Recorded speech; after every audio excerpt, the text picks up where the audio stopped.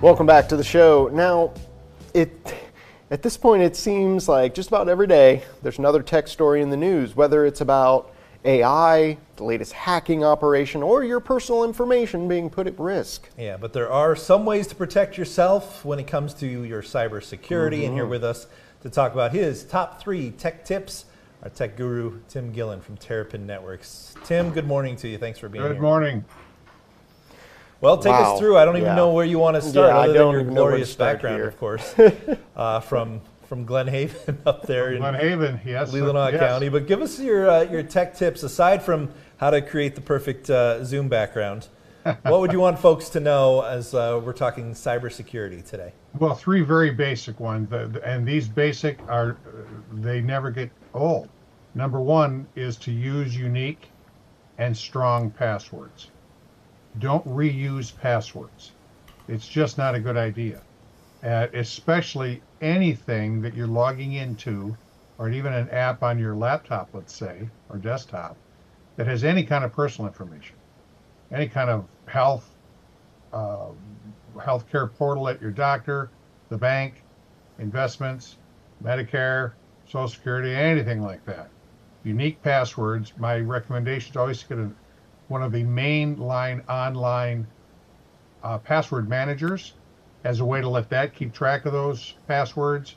You then need one nice long password to get into that, and then that can help you keep track of all the passwords. So they're not in a notebook next to your desk necessarily. I don't like that. It's just too easy to be compromised in any number of ways. So that's the first one, strong unique passwords. And by unique, we mean always different, but also we want to see complex passwords, what we call complex passwords, which means there's an uppercase letter, lowercase, a number, and a special character.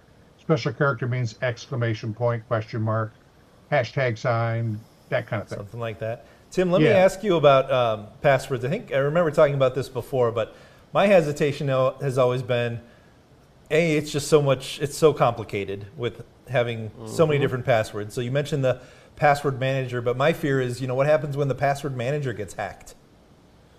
Then you have to have you'll want to run a backup of that every now and then, which are easy to do with all the good ones. Keeper Security is a real favorite of mine. 1Password is a good one. Dashlane. Yeah, there's always a risk there, but you'll have a track of what you need to go in and change if that's necessary. And it can be. Now, some of these have never had any kind of a breach. Some have one from several years back. That's becoming more rare. Those companies have gotten very good at buttoning themselves down.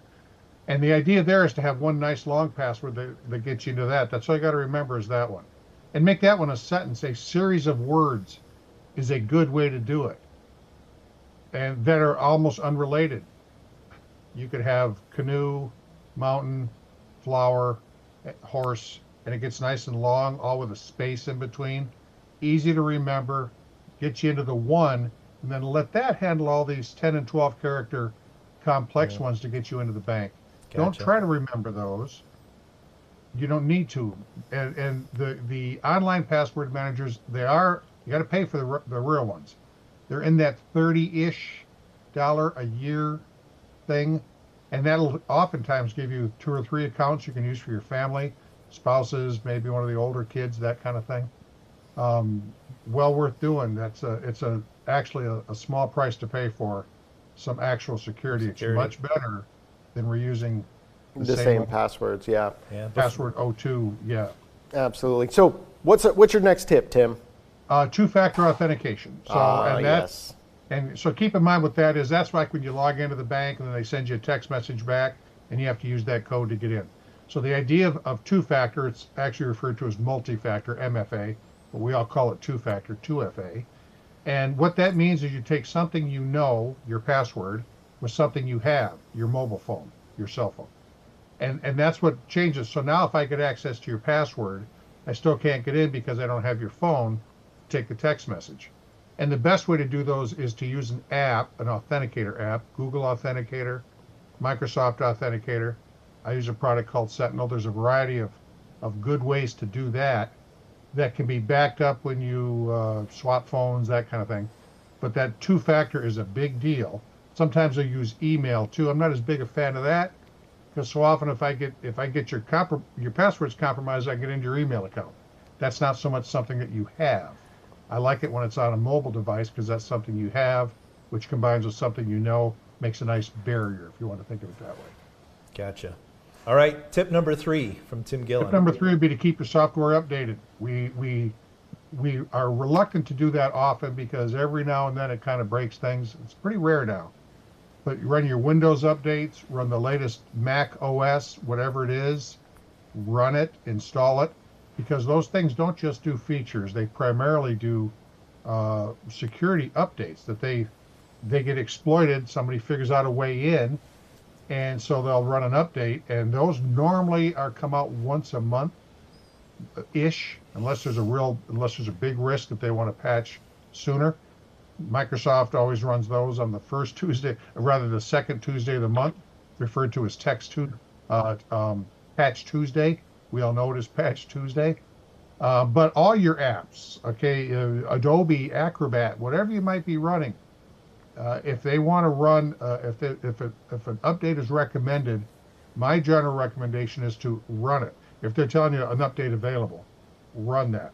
Sometimes you see that in a browser, in Firefox or in Edge or in Brave or in even Safari that it wants to do an update. Run it if it's suggested. That's the primary reason for those updates these days are for security patching. I think what he's saying, Eric, is my Windows 8 probably that laptop from 12 years ago. Yeah. I probably should do something with Maybe that. be slightly obsolete. Yeah. Just a little bit, though. A long time in our world, there's no doubt about that, yes. All right, I'll message you about that one privately later on. What can we do when it seems like, because wasn't it 6 months or so ago, one of these password database websites or apps, didn't they themselves get hacked, giving all of these passwords available to whoever hacked their system? Yeah, I think that was LastPass, if I recall. I think you're right, yes. I mean to speak out of turn, but I think that was. Not one of my favorites, and I think they've had 2 in their history, but again, sorry I didn't research this, so. No. I was curious because I was like, what is someone such as myself, if I'm paying for this service, what kind of recourse do I even have? Because I feel like that'll put a lot of people's minds at ease, knowing that there's protection for their protection. Well, here's the best thing to take away from this is you have no recourse. 10-4. That's the actual truth of it. And actually, that's what you agree to with any software. Huh. Keep in mind, most software you don't own anyway, even the software you buy. You buy the right to use it. Those big, long EULAs, end user license agreements, you scroll through and click OK. That's what that tells you. And they're indemnified from everything, any piece of software, including password manager. What they're saying in there when you say yes to any of them is you're still responsible for your own passwords. Because the fact is anything can be hacked.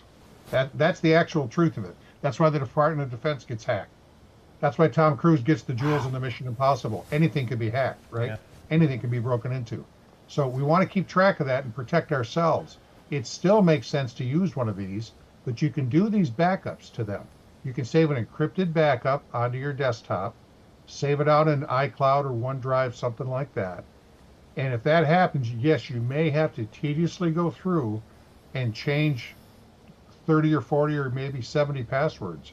It's the world we live in. There's no way around that. Now, that's never actually happened to me. So I've been doing this since the 90s, and I've never, and I haven't seen a lot of that happen where people that I'm in, again, small sample size, the people I work with, but I have not seen where people have had to go in and change all those. That makes sense, yeah. But you want to protect yourself. Don't think, okay, great, I'm going to worry about it. These guys have it. It's all layers. Security is all layers. You lock your doors, you put bars on the windows, you put storm shutters. All these things are layers, right? Yeah. And that's how you want to think of all the security that you're going to do. That's maybe that's the fourth bonus of the three best tips. Perfect. Is protect yourself. Always think of it that way.